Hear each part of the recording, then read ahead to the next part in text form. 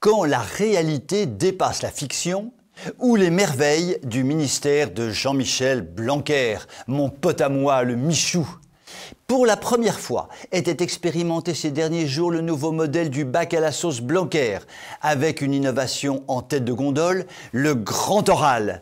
Ça fait sérieux comme appellation, l'on se croirait presque à l'ENA ou à Sciences Po. Comme l'ENA n'existe plus, la marque Grand Oral était disponible. Alors les fonctionnaires de l'Éducation nationale se sont dit « Bon plan, on la recycle ».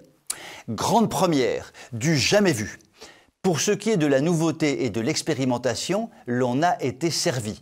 Pas sûr que les petits bacheliers du CRU 2021 aient été ravis de servir ainsi de cobaye.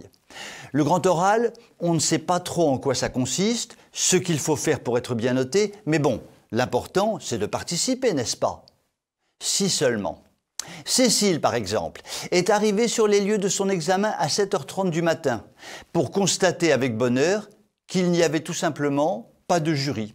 Panne de réveil? Grève de la SNCF? On ne saura pas le fin mot de l'histoire. Finalement, se faire son oral à soi-même, n'est-ce pas le meilleur moyen de se garantir la moyenne? Mais le cas de Cécile n'est pas un cas isolé. Il faut dire que l'organisation a été, légèrement défaillante. Des professeurs convoqués à 9h pour une épreuve commençant à 8h30. Des profs qui arrivent sur les lieux alors que finalement on n'a pas besoin d'eux. Des profs qui n'arrivent pas sur les lieux alors qu'en fait on a besoin d'eux. Des jurys sans candidats. Des candidats sans jury. Des professeurs de sport se retrouvant à examiner des candidats en philo.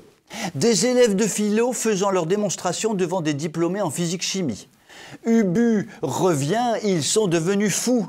Un hashtag a même fait son apparition sur la toile. Bacastrophe. Cela dit, tout va pour le mieux, puisque l'on nous assure, rue de Grenelle, que le taux de réussite du bac 2021 sera de 103%.